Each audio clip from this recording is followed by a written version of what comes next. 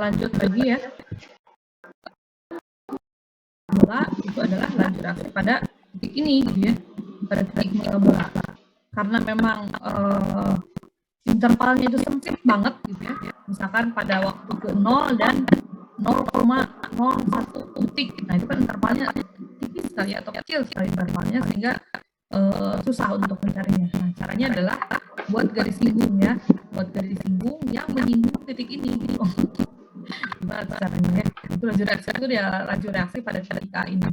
Jadi caranya gimana buat garis singgungnya? Buat garis singgung yang menyinggung titik ini, bukan memotong ya, tapi menyinggung, pas menyinggung gitu. Seperti itu ya.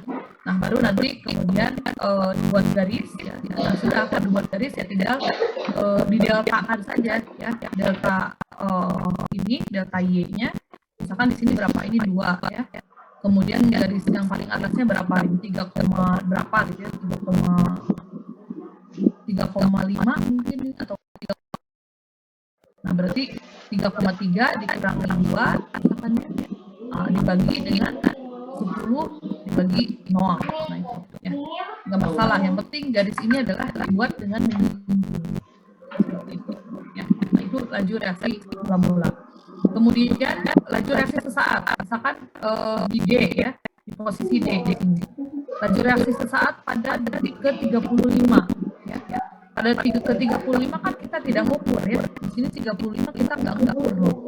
Ya, tapi kita paksakan ingin tahu berapa laju reaksi pada titik ke-35.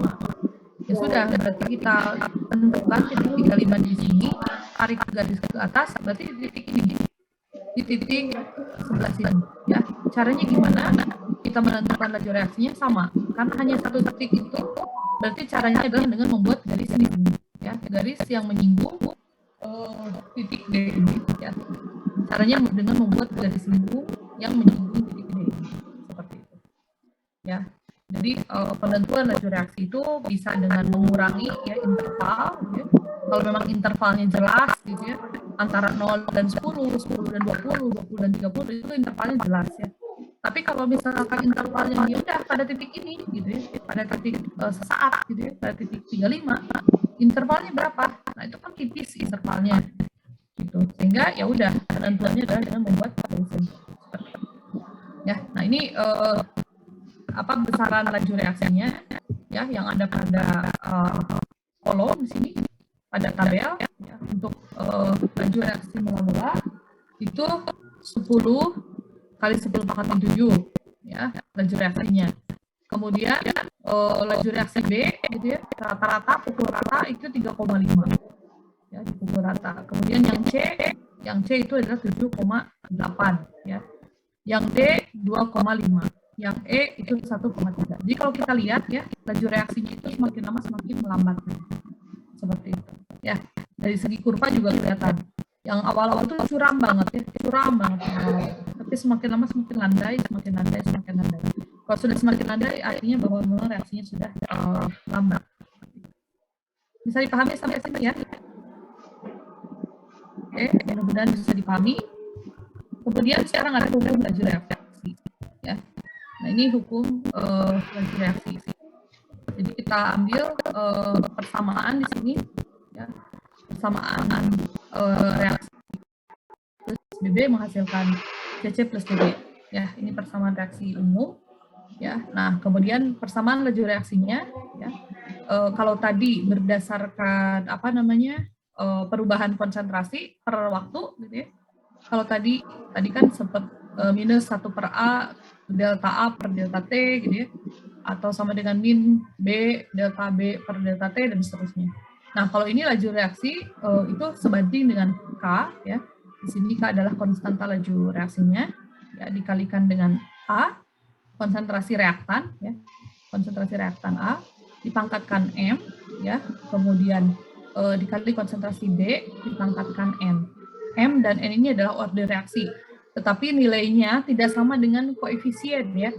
Bukan berarti bahwa M ini itu adalah A, enggak, bukan ya. Atau N ini adalah B, bukan juga, seperti itu. Ya, jadi M dan N ini adalah order reaksi yang ditentukan secara eksperimen, ya, secara eksperimen. Jadi di sini baik Konsekuensinya apa? Konsekuensinya ya laju ini memang ditentukan secara eksperimental. Ya, jadi K ini adalah konstan laju reaksi ditentukan secara eksperimen, kemudian order reaksi juga ditentukan secara eksperimen. Seperti itu. Ya. Jadi tadi pertama ada persamaan laju reaksi yang pertama tadi yang merupakan perubahan konsentrasi baik reaktan maupun produk ya. Itu yang pertama. Yang kedua adalah hukum laju reaksi. Ya, bahwa laju reaksi sama dengan K dikalikan A pangkat M dikalikan B pangkat M. Seperti itu. Ini rasanya di SMA juga sudah ada ya. Nah, karena memang ini ditentukan secara eksperimen, kita coba ya. Kita coba misalkan diberikanlah data eksperimen seperti ini. Ya, ini ada waktu 0, 10, 20, 30, 40, 50, 60 ya. Boleh dalam menit, boleh dalam second ya, tapi konsisten aja, tapi sebaiknya dalam second sih. Ya, tuh. Kemudian di sini ada konsentrasi N2O5. Ya, di sini ada konsentrasi N2O5. Dan kalau kita lihat di sini trennya semakin lama semakin sedikit, ya, semakin mengecil atau semakin rendah. Artinya apa? Bahwa N2O5 ini adalah reaktan. Ya, karena dia semakin lama semakin menurun. Nah, sekarang misalkan pertanyaannya tentukan order reaksi, tentukan order reaksinya, kemudian tentukan konstanta laju reaksinya, K-nya, dan tentukan laju reaksinya, ya. Order reaksi, konstanta laju reaksi, dan laju reaksi. Seperti itu. Nah, caranya gimana? Ya, caranya 3 kurva ya, atau misalkan trial ya, seperti ini. Ya, jadi kalau misalkan reaksi itu ya bisa memiliki orde 1, 2, atau 0, atau juga 3, 4, dan seterusnya ya. Tapi kita bahas di sini sementara kalau tidak 0, 1, kalau tidak 1 adalah 2. Seperti itu. Ya. Jadi yang tadi kalau misalkan kita plotkan ini langsung ya. Oke, saya buat simulasinya aja di sini. Ya. Oke, jadi sementara ini saya hide dulu ya biar oke, ini saya hide dulu. Jadi ini adalah data yang tadi ya, ini waktu T, kemudian ini adalah konsentrasi dari N2O5 seperti ini. Oops, oh belum ya, belum kelihatan ya. Oke. Saya munculkan Excel tadi. Ini sudah terlihat Excel saya? Sudah ya? Oke, nah ini saya coba olah. Jadi kalau misalkan ini tadi waktu ya 0 sampai 60 menit tadi, kemudian N2O5 ini adalah konsentrasinya, ya. Kalau ini kita plotkan langsung, ya, kita plotkan coba seperti inilah, oke. Dan ini adalah garis lurus, misal ya, kalau ini garis lurus seperti itu, berarti ini adalah ordernya order 0. Ya, artinya ketika ini sumbu X-nya adalah 2,5, kemudian sumbu X-nya adalah waktu, dan ini berupa garis lurus, maka ordernya adalah order 0. Ya, oke, saya kembalikan ke sini. Jadi, mana tadi?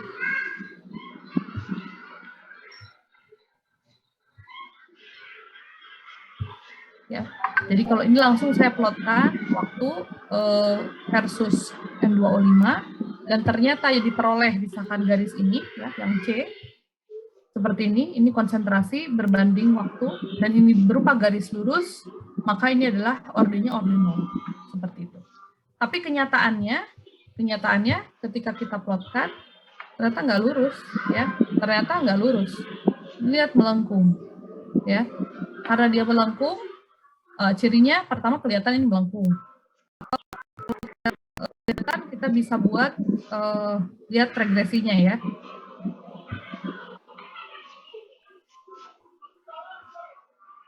Salah, bukan ini. Nah, ini kita lihat regresinya.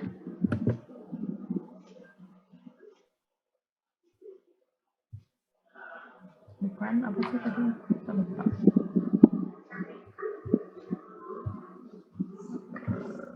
Oh, ini, oke.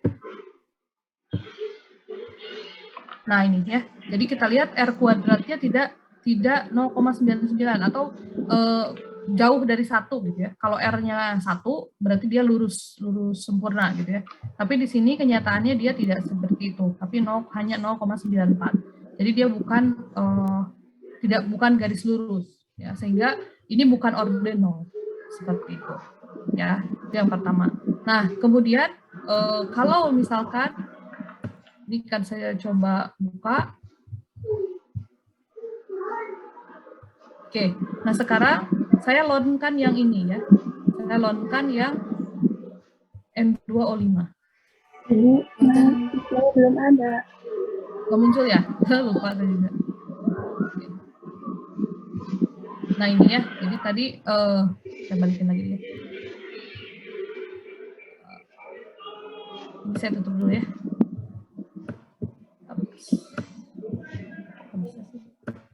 Ini saya tutup dulu.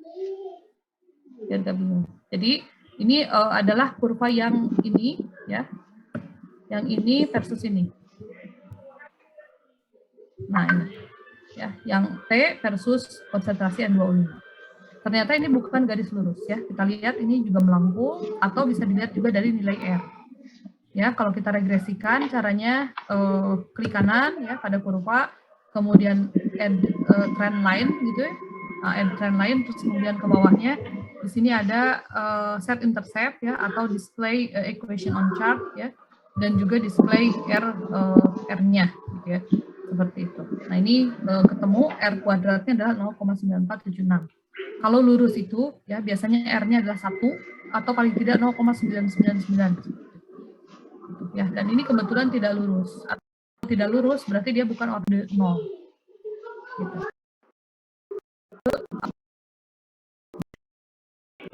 Diplotkan ya, diplotnya ya terhadap bukan terhadap konsentrasinya langsung ya dilonkannya, tetapi diplotkan terhadap lon-nya ya. Lon daripada konsentrasi ini ya, kita coba plotkan ya.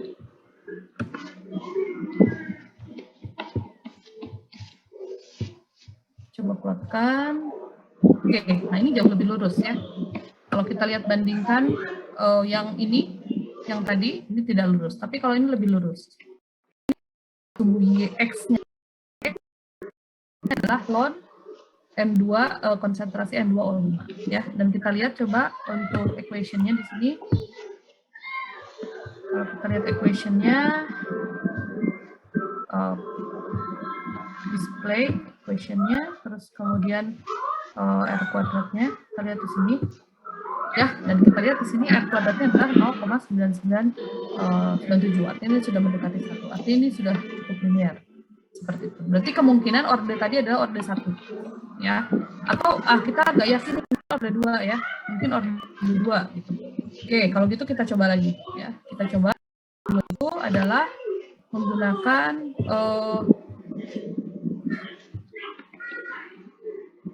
ini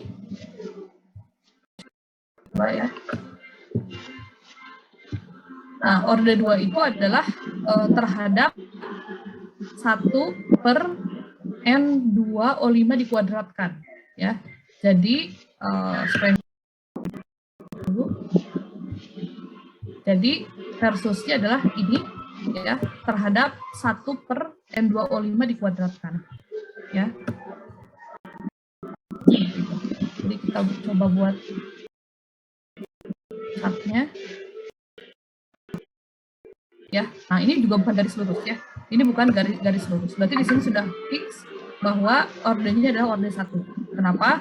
Karena ketika diplotkan terhadap lon ya, lon N2 itu diperoleh garis lurus ya. Sementara untuk yang 1 per N2O5 kuadrat itu tidak lurus. Kemudian yang T terhadap N2O5 secara langsung juga tidak lurus ya, seperti itu. Jadi ini saya kembalikan lagi ke slide tadi.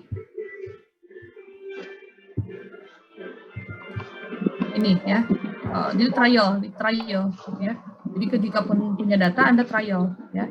Nah, ini tadi kalau orde 1 ya, kalau lon AT versus waktu itu garisnya lurus, maka dia adalah orde 1 ya, bahwa berarti data ini adalah mengikuti orde 1 gitu ya. Nah, kemudian kalau misalkan ternyata yang lurusnya adalah ketika dibuat 1 per AT ya. 1 per AT ya, 1 per AT. Oh, bukan kuadrat ya, tapi 1 per AT. Ya, berarti orde kedua seperti itu ya.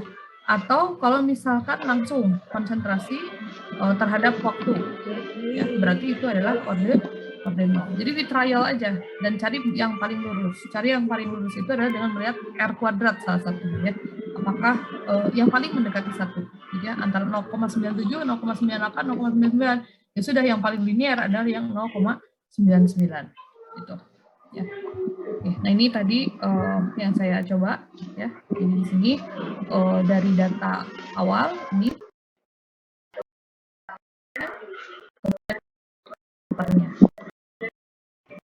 ini terhadap ini, atau ini terhadap ini ya, atau ini terhadap ini, sehingga kita peroleh intinya cari garis yang paling lurus, maka itu adalah orde reaksinya ya. Untuk sementara untuk tingkat 1 ini ya kita sampai orde 2 dulu lah ya. Orde 3, 4 dan seterusnya itu nanti di kinetika reaksi seperti itu. Ada namanya ada mata kuliah satu lagi kalau tidak salah ya, kinetika reaksi ya kalau tidak salah ya. Dan ini adalah hasil kurva yang kita plotkan tadi ya, konsentrasi N2 terhadap waktu ini bukan ordinal, tapi ketika kita plotkan ln N2O5 per T, ini ternyata garis lurus, dan ketika kita coba lagi 1 per N2O5 di versus waktu, ternyata dia juga tidak lurus, sehingga ordenya adalah orde 1 seperti itu ya. Nah, itu cara mencari orde reaksi dari data eksperimen ya. Oke, ada pertanyaan sampai sini? Ada pertanyaan? Izin bertanya. Ya, silakan. Tadi untuk cari orde 2 itu nggak perlu dikuadratkan ya Bu ya? Ya, enggak, ya. Saya yang keliru. Kalau tidak salah, kalau dikuadratkan itu untuk orde 3. Kalau 1 per N orde 3. Gitu ya. Kalau orde 2 tidak, 1 per N2O5. Baik Bu, terima kasih. Ya, sama-sama. Ada lagi pertanyaan? Tidak ada ya? Oke, nanti Anda coba pakai Excel, saya yakin Anda udah bisa semua ya. Atau jika tidak pakai Excel, Anda bisa pakai kalkulator nanti ya. Pakai kalkulator, Anda pakai regresi linear ya. Kalkulatornya tapi kalkulator saintifik ya. Nanti Anda cari Anda modul atau apa namanya di manual booknya itu regresi linear. Bagaimana mencari regresi linear? Jadi Anda inputkan nanti data waktu gitu ya. Kemudian data sumbu X, kemudian data konsentrasi sebagai sumbu Y. Nah, nanti cari persamaan garis lurusnya ya dengan apa namanya, dengan kalkulator bisa. Tapi kalau dengan Excel mudah banget ya. Ya sekarang kan zaman 4.0 ya, jadi ya udah gitu, gampang, tinggal klik kanan aja udah ketemu persamaan reaksinya, persamaan garisnya.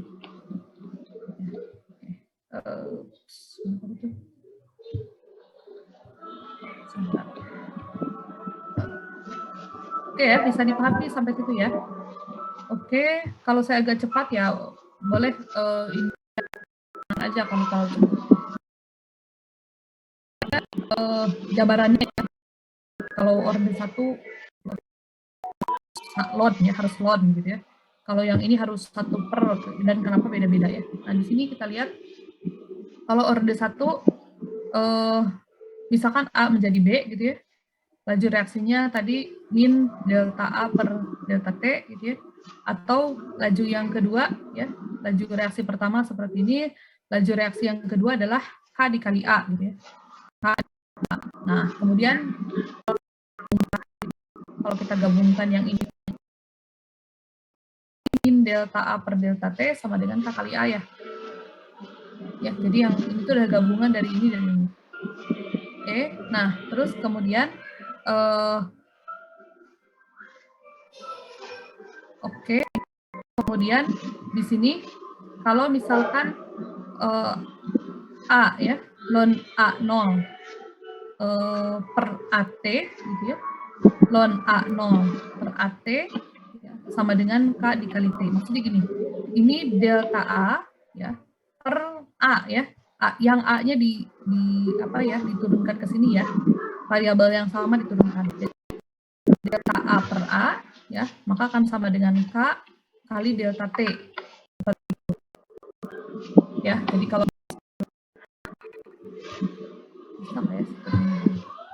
Bisa sih. Jadi ini delta A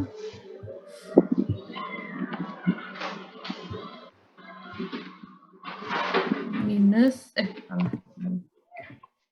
minus delta A per A ya.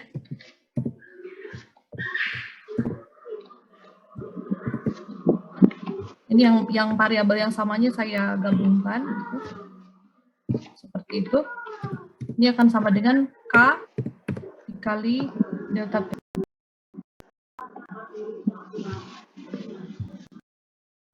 Kali delta T.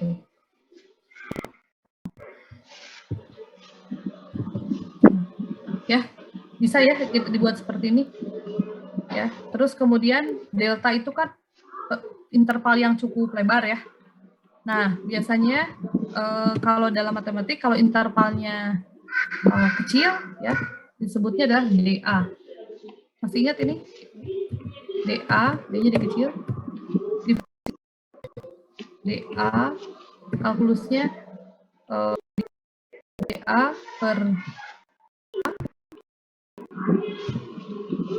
ini, kemudian ini akan sama dengan K dt itu ya, seperti ini. Nah, belajar ya seperti ini. Lalu untuk menyelesaikan diferensial ini gimana? Pakai integral ya, ini diintegralkan, kemudian ini juga diintegralkan ya. Integral dari 1 per A apa? Ln A kan? Ya, integral dari 1 per A dA gitu ya. Atau integral dari 1 per X dx ya. Integral dari 1 per X dx ya. Itu sama dengan ln X ya. Hanya sebagai konstanta integral dari T itu adalah T. Gitu ya. Nah, jadi kalau ini kita selesaikan maka diperoleh ini. Ln A0 per AT sama dengan KT. Ya, nah ini dari mana nih? Nah, ini dari penurunannya dari sini, diferensial ya, diferensial. Seperti itu. Ya, jadi untuk laju reaksi pertama ya, ln A0 per AT sama dengan KT. Ya. Nah, kalau ini kita tata ulang, maka ini ln A0 min ln AT sama dengan KT. Ya. AT sama dengan KT min ya. Plus ya. Plus apa min? Ln AT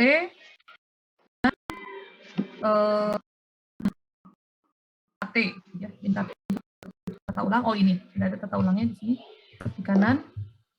Bisa ditulis begini, bisa ditulis seperti ini. Ln AT sama dengan min KT ditambah ln A0. Nah, ini tadi plotnya adalah membentuk, tapi turun ke bawah KT. Ya. Jadi persamaan garis lurus itu adalah Y. Persamaan garis lurus. Kalkulus. Ya, sama dengan MX plus B, ini adalah persamaan garis lurus. Gitu. Ya, nah di sini ini slope-nya adalah min K. Min K. Atau slope ini menunjukkan konstanta laju reaksinya. Untuk menentukan laju order reaksinya tadi kita trial 3 kurva itu apakah dia 0, order 0, order 1 atau order 2, itu menentukan order reaksinya. Kemudian untuk menentukan K-nya ya sudah, ketika sudah didapatkan garis lurus, maka slope-nya ini merupakan K ya, atau konstanta laju reaksinya. Seperti itu. Dan nilai K itu ya positif ya. Kalau nilai K itu selalu positif. Misalkan dari tadi hitung-hitungan saya ya, dari hitung-hitungan saya kan ada persamaan laju reaksi ya. Ada persamaan garisnya. Misalkan, nah ini ya, saya hapus yang ini karena tadi udah final ya, bahwa ordernya adalah order 1 gitu. Nah, ini adalah persamaan laju reaksinya. Persamaan garisnya Y sama dengan minus 0,0289 X dikurangi 4,0973. Ya, seperti itu. Nah, berarti ini adalah K-nya ya. Ini K-nya 0,0289. Ya.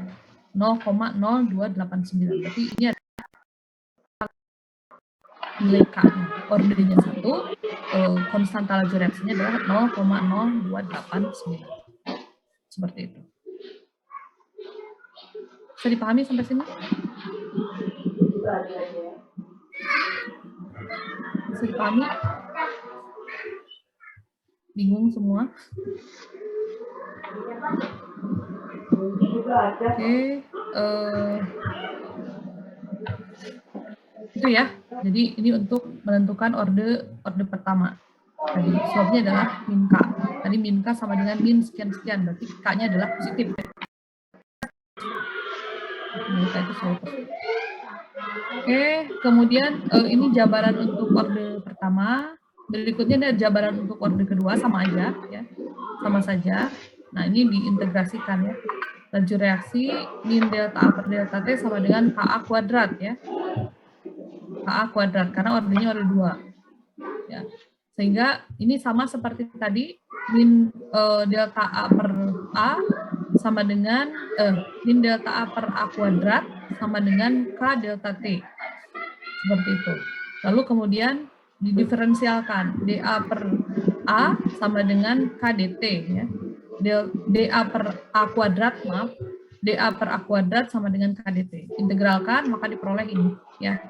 1 per AT dikurangi 1 per A0 sama dengan KT. Sehingga kurvanya AT per waktu.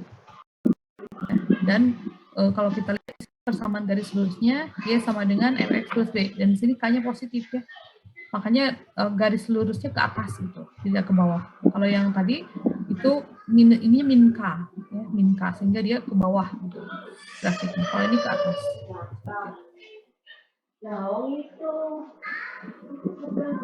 Itu jabaran untuk yang kedua. Yang ketiga masih rumit ya, tapi caranya sama ya. Berarti kalau orde 3 berarti K kali A pangkat 3 gitu ya.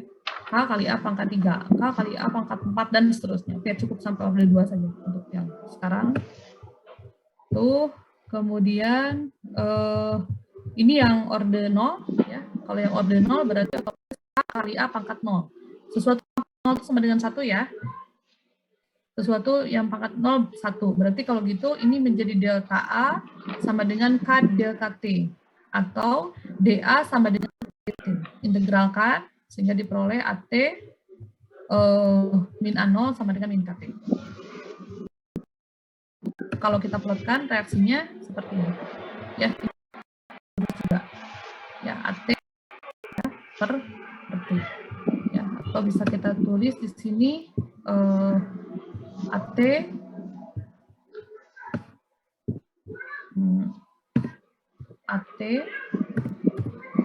sama dengan min KT ya, ditambah A0. Kan ini ya.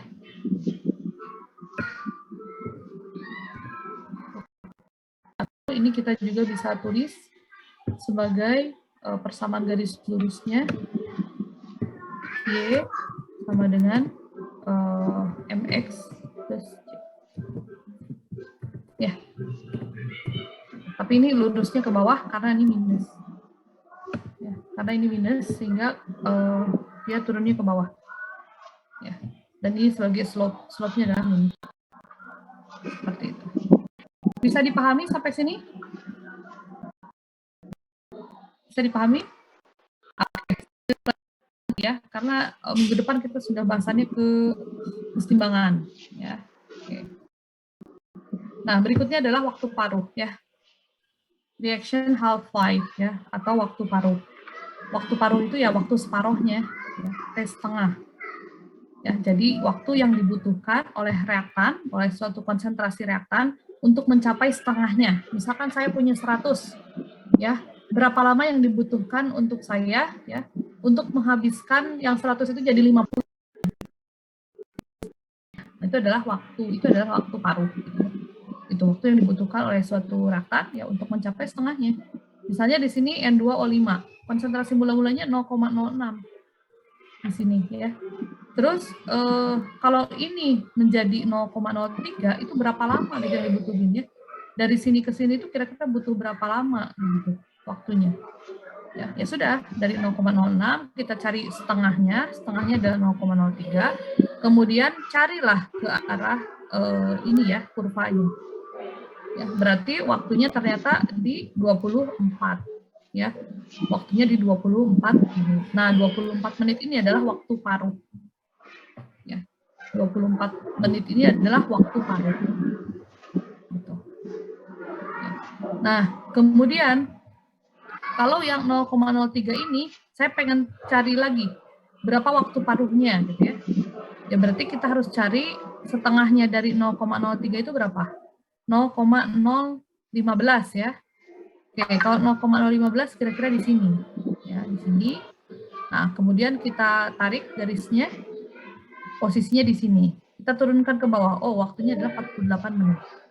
Nah, berarti yang 48 menit itu adalah waktu paruh yang kedua. Ya. Waktu paruh yang kedua. Atau disebutnya 2T2. Ya. Kalau yang pertama tadi, waktu paruh pertama itu adalah T setengah. Kalau waktu paruh yang kedua ini adalah 2T setengah. Seperti itu. Ya.